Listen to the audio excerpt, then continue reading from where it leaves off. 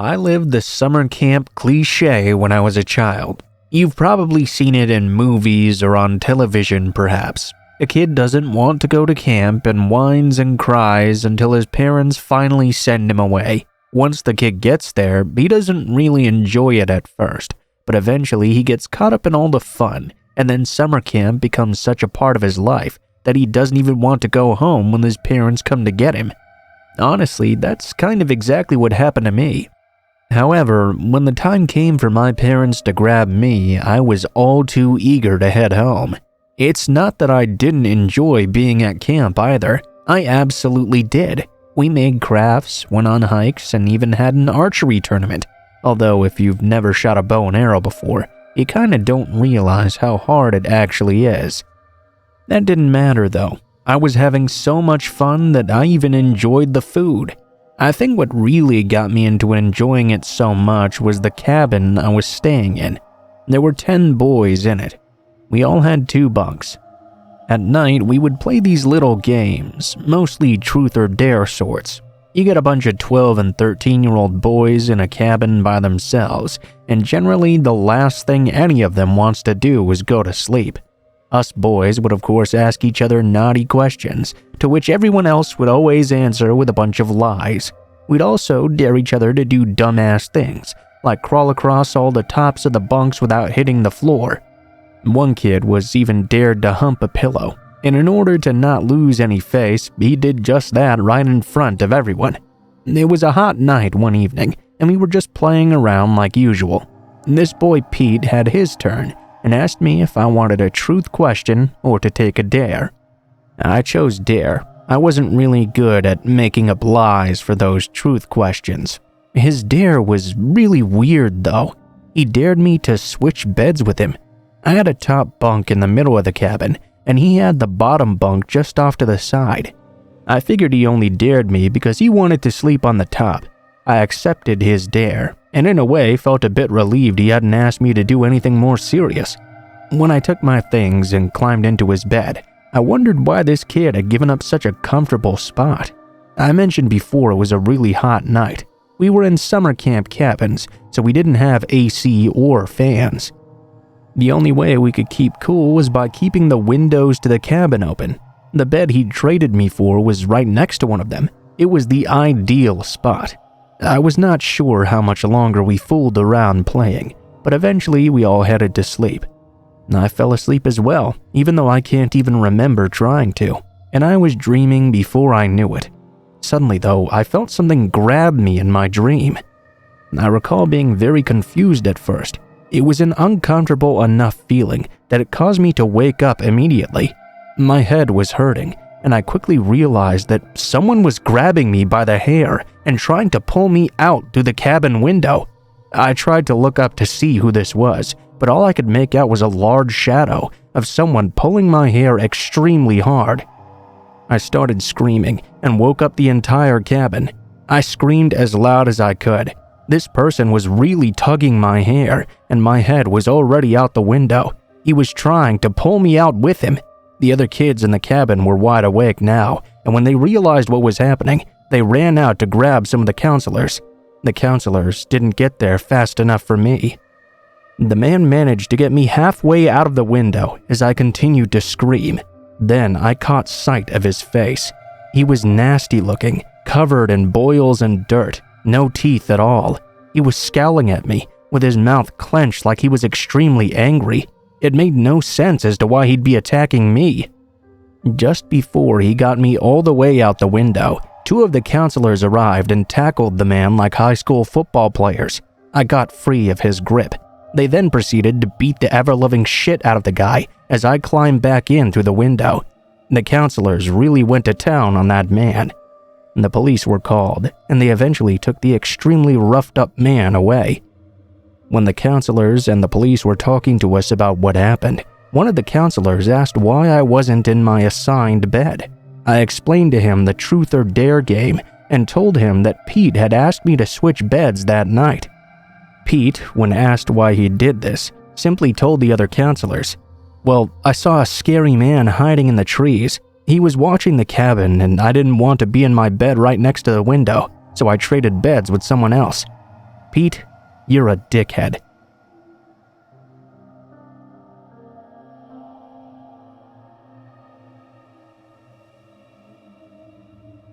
The scariest thing that ever happened to me happened while I was at summer camp. I used to go there every summer. I'm a boy and I really enjoyed it. I looked forward to it as well, and when my parents dropped me off, I was so excited I barely even said goodbye to them. I ran off immediately to try and get myself involved in the various activities. When I was 15 years old, I even got the opportunity to be a counselor myself. It was great, actually. I had been going there yearly and knew the place inside and out. I was generally seen as pretty responsible. Being a counselor meant I was allowed to take out canoes whenever I wanted to. I especially loved canoeing, so this was a really big plus for me. Being a counselor, though, was much harder work than I'd initially thought it would be. A lot of the younger boys were brats, of course, and it was difficult trying to control so many kids at once. I had to break up several fights and make sure kids were going to bed when they were supposed to, and help care for them when they got hurt. I also had to make all their schedules as well. It was real tough work. I guess I never realized that I was just like them when I was their age. I finally got a break one day when I asked to be let off the nature hike roster. I had been working so hard that the supervisors decided I needed some rest. I decided I was going to spend the day doing the only thing I could do that would get me completely away from any kids. I decided to go out on the canoe.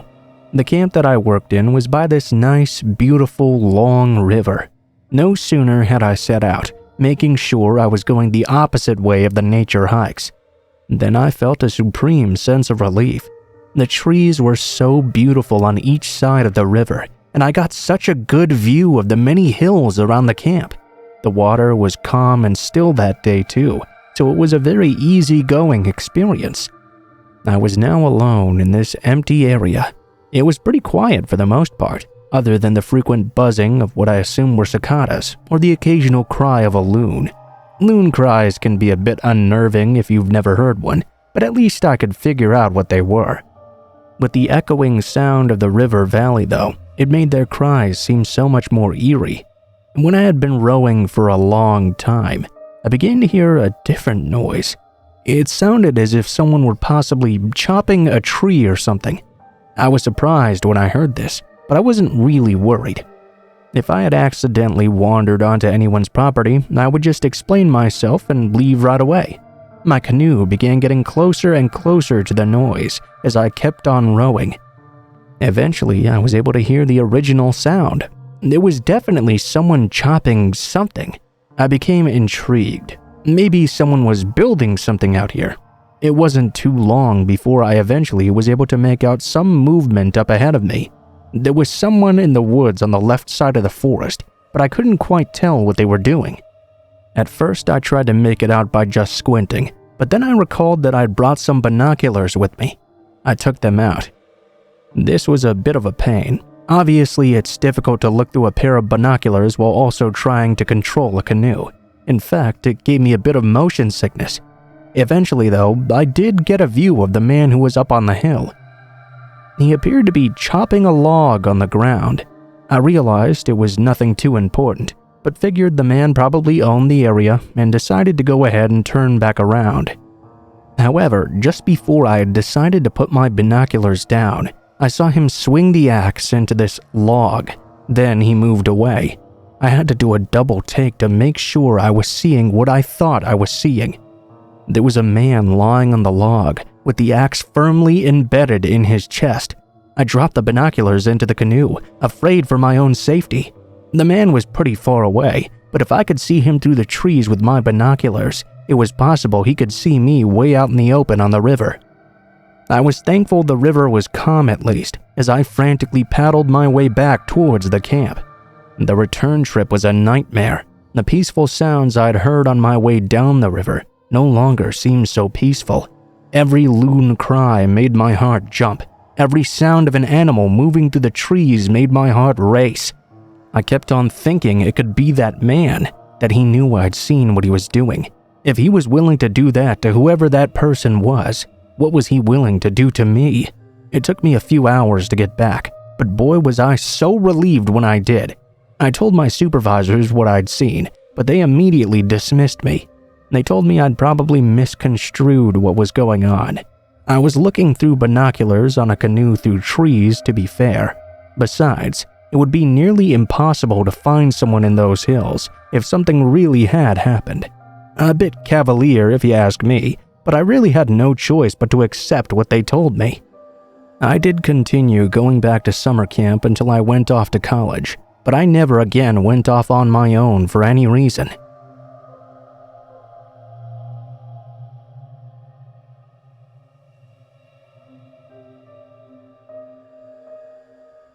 So this story was originally submitted in Japanese by a friend on one of my Japanese horror sites.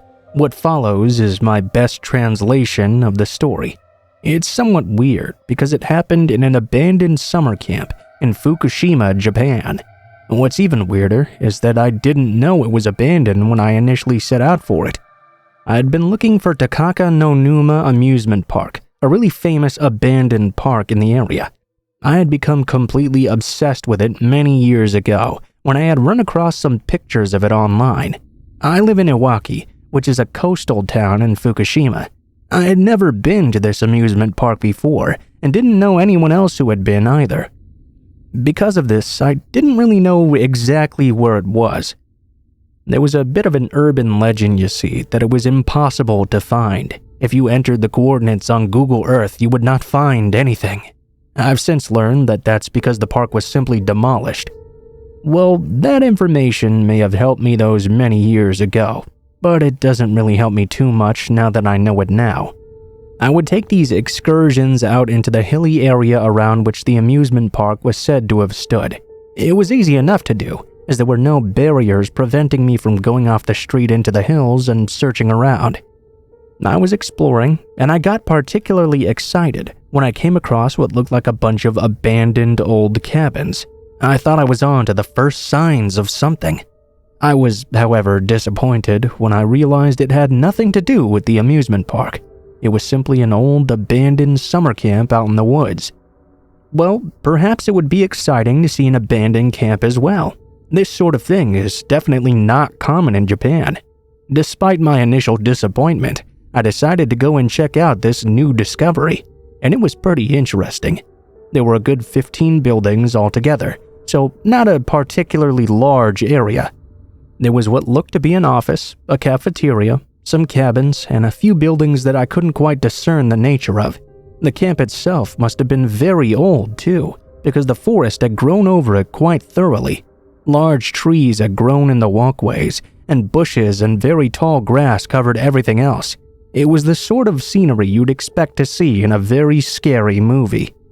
I went into one of the cabins, surprised to find that the floor was still fairly sturdy. There were several beds in there, and it smelled musty and moldy. I didn't want to stay inside for too long. Then, though, I saw a bit of movement out of the corner of my eye and stopped in place. There was a very, very skinny old man laying in one of the beds looking directly at me. Oh my God, he was so skinny it looked like he hadn't eaten anything in months. His hair was long and unkempt, and his clothing was ratty and full of holes. It consisted of nothing more than a dirty and ripped up pair of slacks and a nasty stained tank top. His eyes were wide open, bulging out of his head, and they looked extremely angry. The man began to make this strange noise, sort of an enraged, gurgling yell. He shot up from the bed, then stood still, screaming at me. It was so weird. It was like he didn't even need to breathe. He didn't come at me at first, but began to wildly look around the area. I didn't know what he was doing at first, but I soon figured out he seemed to be looking for a weapon or something. While he was doing so, he kept angrily screaming until he grabbed a large rusty machete and picked it up. I turned tail and ran. I sprinted out of the cabin, out of the camp, and was all the way out before turning back and looking. The man was standing outside, watching me, still screaming and holding that machete. Fortunately, the man was very skinny and weak, and so had no chance of keeping up with me. I kept on running until I was out of the woods, and arrived back at my car. All of this because I was looking for an old abandoned amusement park.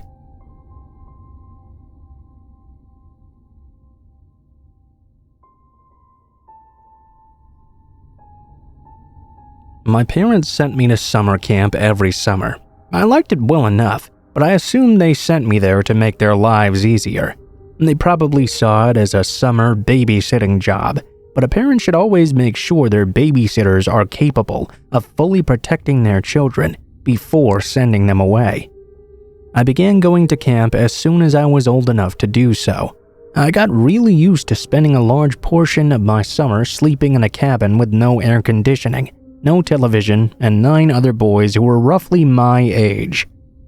I was always able to fall asleep pretty easily in the muggy and often noisy cabin. During a particular summer when I was 13 years old, though, I had a pretty awful experience.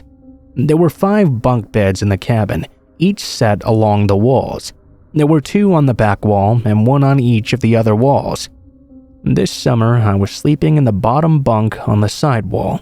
Though I had fallen asleep rather quickly, I was woken up suddenly in the middle of the night and saw something I couldn't quite make out at first. Keep in mind, I was very groggy, and the unbelievably humid air in the cabin didn't help me wake up any faster. We did have some fans set in there, but they didn't really do a whole lot to help. It was very dark, but I could see what looked like the shadow of an adult figure standing across the room. It was at the bed just parallel to my own. I couldn't make out who this was, but they were fairly tall. They could easily see up to the top bunk without any real effort. He was also doing something with his hand. I assumed he was nudging the person in the bed to check and see if he was awake. I thought it must have been one of the counselors and didn't think too much more about it. I turned around and adjusted the sheets off my feet and pretty quickly fell back asleep. The next day, I was assigned to do some activities with the kid who had been sleeping in that bunk. His name was Alan. In the light of the day, my mind was much clearer, and I was having a lot of weird feelings about what I'd seen the night before. My first thought was that one of the camp counselors must have been molesting Alan. His presence in the cabin and the movements by the bed made it seem possible. But if that were the case, Alan didn't seem to be acting like anything bad had happened. In fact, he was in an excellent mood, and we had a lot of fun together that day. The following night, though, I made the same observation again. I once again woke up in the middle of the night and saw that same tall, dark figure standing next to Alan's bunk. He looked again like he was trying to nudge Alan to see if he was awake. This time, I was a bit put off by what I was seeing. I was in fact worried that whatever the guy was doing to Alan, he might do it to everyone else too, and maybe even hurt Alan. I made it a point that I was going to ask Alan the following day about what this guy's deal was, and maybe see if we needed to talk to another counselor together. When morning came, I was the first one to get up. I immediately remembered seeing what was happening the previous night, and ran to Alan's bed to wake him up and talk about it. When I got up though, I looked over at Alan's bunk, and saw it was now empty. I was immediately alarmed, because his bed was not made either. We were required to make our beds before leaving the cabin in the morning, and Alan was always a stickler for the rules. I ran immediately to talk to my counselor. I was worried whoever had been in the cabin that night must have taken Alan. The counselor hadn't seen him and contacted camp security, but Alan was nowhere to be found. He didn't show up at any of the events that day. He was simply gone. The surrounding forest was searched in case he'd simply wandered out and gotten lost. Or, in the worst case, if something else had happened. But no one ever found him. Even now, many years later, I have no idea what happened to Alan. I've dealt with immeasurable amounts of guilt for not getting up that night to confront the man and see what was really happening. Obviously, whoever that guy was, he took Alan away. Maybe I would have been able to stop it if I'd gotten up and said something to the man. I'm sorry, Alan.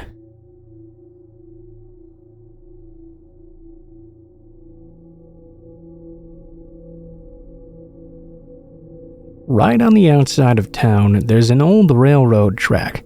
At this time, I had lived in this town for about 10 years. I could count on my hands how many times I'd actually seen a train moving on it.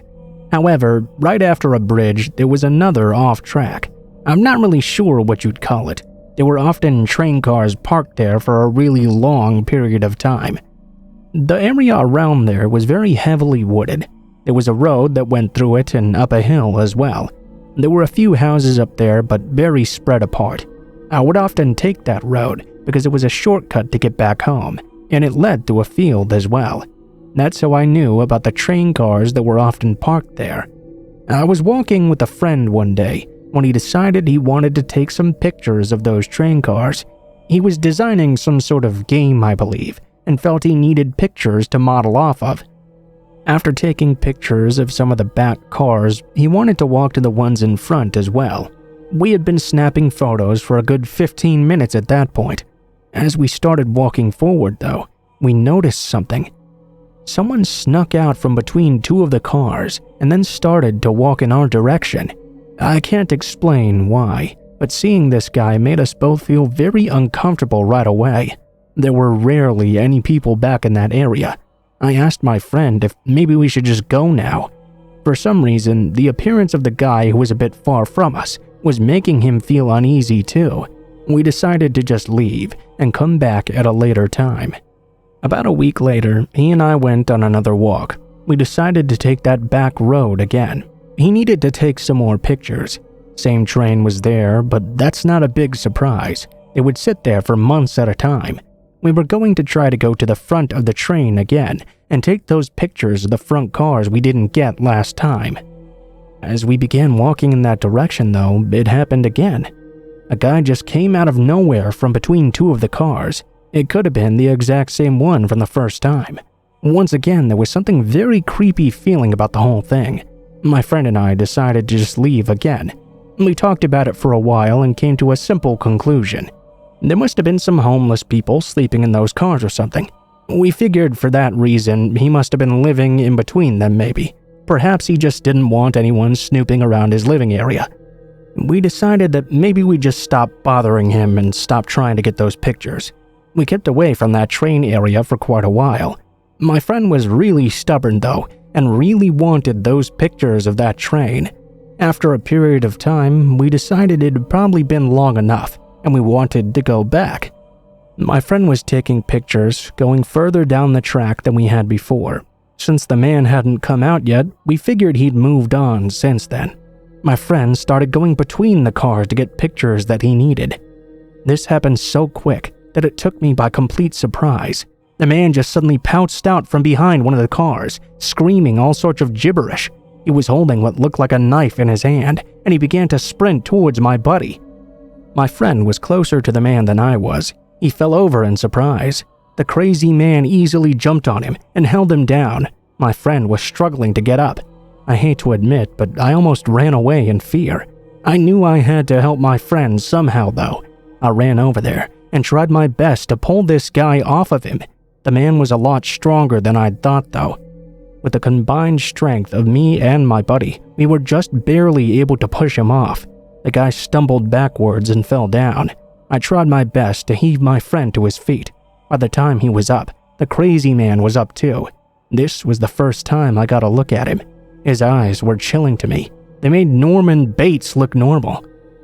His face was covered in blood. It was only then that I realized he'd actually bitten my friend.